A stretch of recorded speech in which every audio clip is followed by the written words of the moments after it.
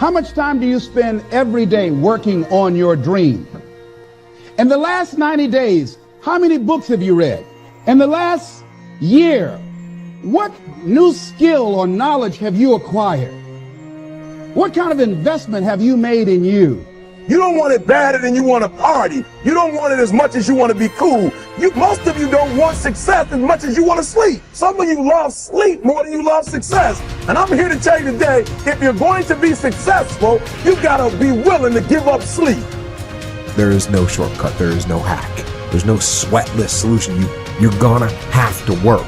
There is always weakness to work on. Always. A lot of them.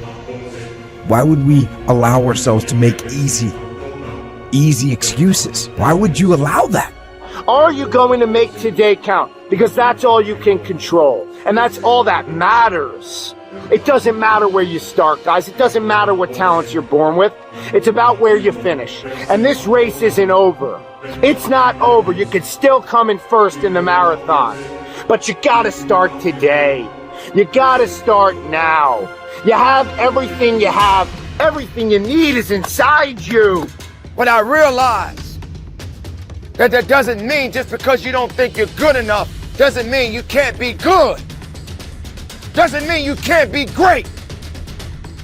Doesn't mean you can't carry on. But it's not going to always be like this. Your condition is not your conclusion. Nothing is impossible. So you have to decide before you leave, what's that first thing that's been impossible for you? I want you to attack it and overcome it. Because if you run from the adversity that you're going through today, you'll forever be at that level in which you're going through for the rest of your life. One day you'll look back on your life and appreciate the struggle and have nothing but gratitude for everything that happened along the way. And you come to recognize that in return, you're given the chance to earn the greatest edge of all, and one that can never be taken away. You have enough right now to change your life. You have enough right now to flip this world upside down. You have enough. You got enough power. You got enough anointing. You got enough grace. You got enough patience. You got enough gifting to make your money, get out of debt, get yourself together, and change everything about your world. Realize that you have the ability to make an impact. You have an opportunity to change that story in your head. Put yourself out there, because when you do, amazing things happen. The essence of life is growth. The essence of life is growth, to do the best you can. And here's what's interesting. Humans are the only life form that will do less than they possibly can. Humans are the only life form that will settle for less. Every other life form except human beings strive to its maximum capacity. How tall will a tree grow? Approximately as tall as it possibly can. You never heard of a tree growing half as high as it could. No, trees don't grow half. Trees send their roots down as deep as possible, stretch their limbs up as high as possible, produce every leaf possible and every fruit possible. As a matter of fact, you never heard of a human physically growing half. We keep growing until we're done. Now that's a part of life we can't control. It's genetically coded. And that's probably why we keep growing till we're done. Because we can't control that part. It's the rest of our growing that we control. The growing of our minds, the expansion of our minds, that we can control. And that's what tends to get away from us. All life forms inherently strive to their max except human beings. Now, why wouldn't human beings strive to their maximum possibility? Here's why. Because we've been given the dignity of choice. It makes us different than alligators and trees and birds. The dignity of choice makes us different than all other life forms.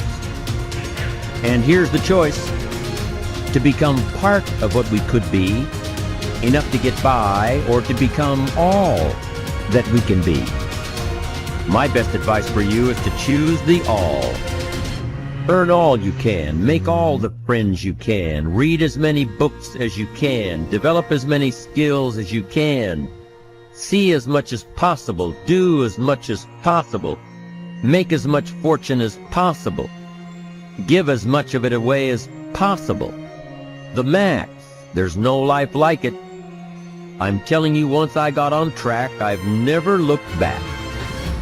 Pick up the challenge. Go for it. Take the best of the two easies. Take the route of it's easy to get ahead. It's easy to do all you can. It's easy to succeed. It's easy to have financial freedom. The more you do, the more you get. See, if you're playing it safe, you're not going to win. If you're playing it safe, like that old saying, you know, you were taught when you're a little girl, better to be safe than sorry. Well, that's a bunch of crap. It's not better to be safe than sorry. It's by trying things that you figure out how far you can go. You got to get outside the box. Like it's reported, Edison tried 3,000 ways before he built the incandescent light. He said he didn't fail 3,000 times. He said there was 3,000 different steps to building a light bulb. Well, there's different steps to get to where you're going. And I really do treat winning and losing exactly the same. I do not let it upset me. Do you think that's a big part of why you're so successful? Well, it's part of why I enjoy it. Yeah, I think it is, because I'll try anything. Like if I'm into an idea, the idea of losing never enters my mind. See, I have worked with giants. I had the good fortune of working with Sir Edmund Hillary. He was the first man to stand on top of the world. And I worked with him on 3 different occasions. And the only difference in Ed Hillary and Bob Proctor is in his side. Now, he's gone now, but he was a big man. And he shook hands with me. His hand wrapped right around mine. I felt like a dwarf, you know. And talking to him, like it never entered his mind he wouldn't get to the top of the mountain. But he failed in 1951. He failed in 1952. It wasn't until 1953 that he got to the top of the mountain. Now, people had died for centuries trying to do that. He said, I knew if I could see it in here, I could hold it out here. Stella Mann wrote that in a book. You can see it in your head, you can hold it in your hand.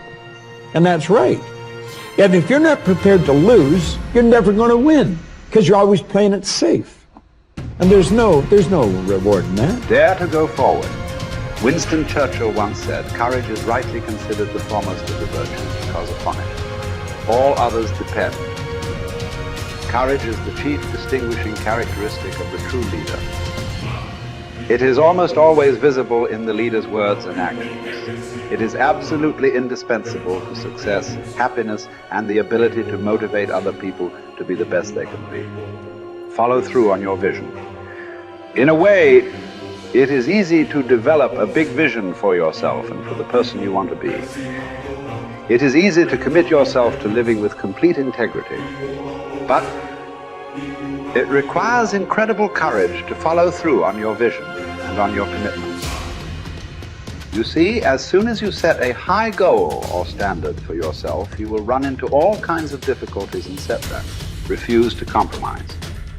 You will be surrounded by temptations to compromise your values and your vision. You will feel an almost irresistible urge to get along by going along. Your desire to earn the respect and cooperation of others can easily lead to the abandonment of your principles. And here is where courage comes in. Stick to your principles. Courage combined with integrity is the foundation of character. The first form of courage is your ability to stick to your principles, to stand for what you believe in and to refuse to budge unless you feel right about the alternative. Courage is also the ability to step out in faith, to launch out into the unknown, and then to face the inevitable doubt and uncertainty that accompany every new venture. Avoid the comfort zone. Most people are seduced by the lure of the comfort zone. This can be likened to going out of a warm house on a cold, windy morning. The average person, when he feels the storm swirling outside his comfort zone, rushes back inside where it's nice and warm. But not the true leader. The true leader has the courage to step away from the familiar and comfortable and to face the unknown with no guarantees of success.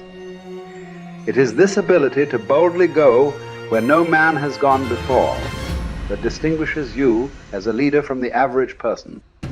This is the example that you must set if you are to rise above the average.